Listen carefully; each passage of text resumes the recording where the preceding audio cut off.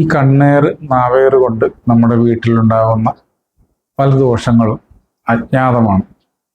ഈ അജ്ഞാതമായ ദോഷത്തിന് നിങ്ങൾ ചുറ്റിത്തിരിഞ്ഞ് പല പൂജാരിമാരുടെ അടുത്ത് പോയിട്ട് പല പൂജകളും ചെയ്തിട്ട് വീണ്ടും ഇതേ ദോഷങ്ങൾ കാരണം വലയുന്ന ആൾക്കാരുണ്ടെങ്കിൽ നിങ്ങൾക്ക് നിങ്ങളെ കൊണ്ട് തന്നെ ഞാനത് മാറ്റിച്ചു തരാം.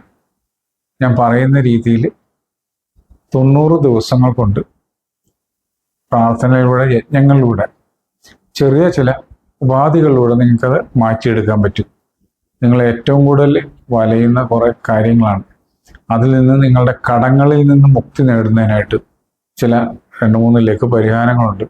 കാരണം കടങ്ങൾ നമുക്കെന്നും തലവേദനയും ബുദ്ധിമുട്ടും ഹൃദയത്തിന് വരെ ഭാരം ഉണ്ടാക്കുന്നതാണ്. ഇതിനുള്ള കാര്യങ്ങളെല്ലാം നമുക്ക് പറയാൻ പറ്റും. രോഗാവസ്ഥ പല രീതിയിലാണ് വരുന്നത്. ഈ രോഗാവസ്ഥയ്ക്ക് നമ്മൾ ദേവീക്ഷേത്രങ്ങളിൽ ചില പ്രത്യേക ധാരകൾ കൊടുത്തു കഴിഞ്ഞാൽ രോഗങ്ങൾ, പ്രത്യേകിച്ച് sugar, heart attack, kidney trouble, ഇതിനൊക്കെ ലഘുവായ പരിഹാരങ്ങളിലൂടെ ശമനം വരുത്തി ഏതാണ്ടൊരു 11 മാസം കൊണ്ട് നിങ്ങളുടെ അസുഖത്തെ പൂർണ്ണമായിട്ട് മാറ്റിയെടുക്കാനുള്ള പരിഹാരങ്ങൾ ഉണ്ട്. നമ്മുടെ എല്ലാവരുടെയും ലക്ഷ്യം നല്ല രീതിയിൽ മുന്നോട്ട് പോകുക എന്നുള്ളതാണ്. നമ്മുടെ കുടുംബ ബന്ധങ്ങളെയും നമ്മുടെ വീട്ടിലുള്ള എല്ലാവരെയും നല്ല രീതിയിൽ മുന്നോട്ട് കൊണ്ടുപോകുന്നതാണ്.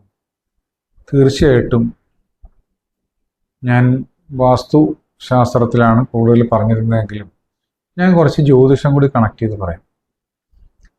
നമുക്ക് ഒത്തിരി ആൾക്കാർക്കാണ് രോഗം, ദുരിതം, കടം.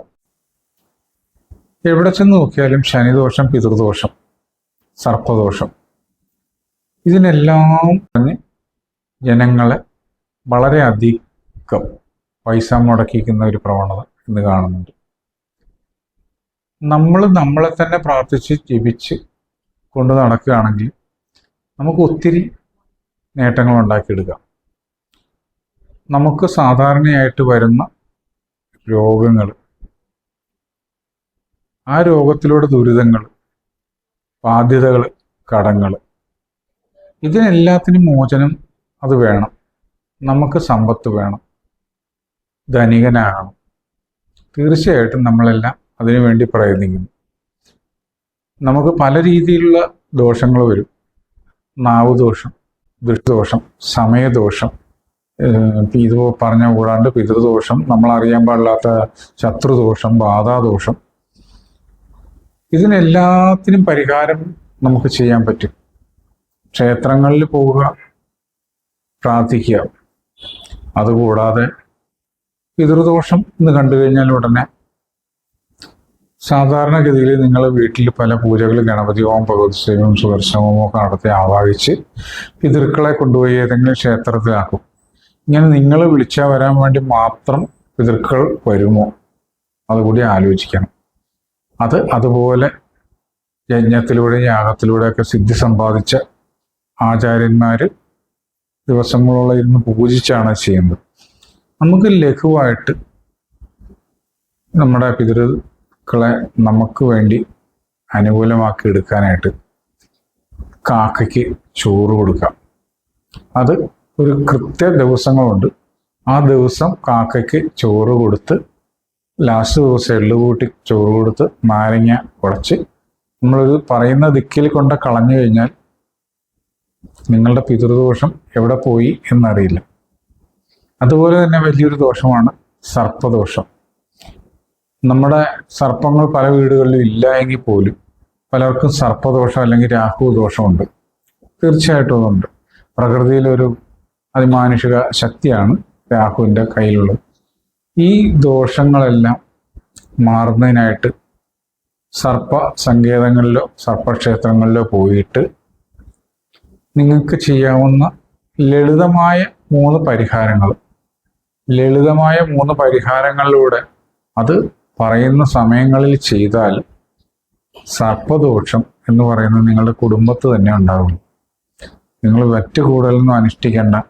ദിവസവും വിളക്ക് കത്തിക്കാന്നൊക്കെ പറഞ്ഞ ദിവസം പറയും, അതൊന്നും വേണ്ട. ഉത്തമമായ സർപ്പക്ഷേത്രങ്ങളിൽ പോയിട്ട് നല്ല രീതിയിലുള്ള 3 വഴിപാടുകൾ ചെയ്യുക.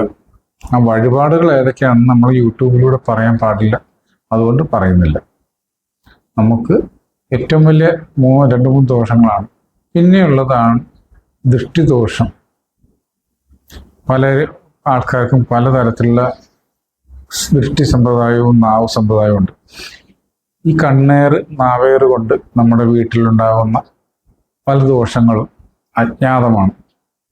ഈ അജ്ഞാതമായ ദോഷത്തിന് നിങ്ങൾ ചുറ്റിത്തിരിഞ്ഞ് പല പൂജാരിമാരുടെ അടുത്ത് പോയിട്ട് പല പൂജകളും ചെയ്തിട്ട് വീണ്ടും ഇതേ ദോഷങ്ങൾ കാരണം വലയുന്ന ആൾക്കാരുണ്ടെങ്കിൽ നിങ്ങൾക്ക് നിങ്ങളെ കൊണ്ട് തന്നെ ഞാനത് മാറ്റിച്ചു തരാം.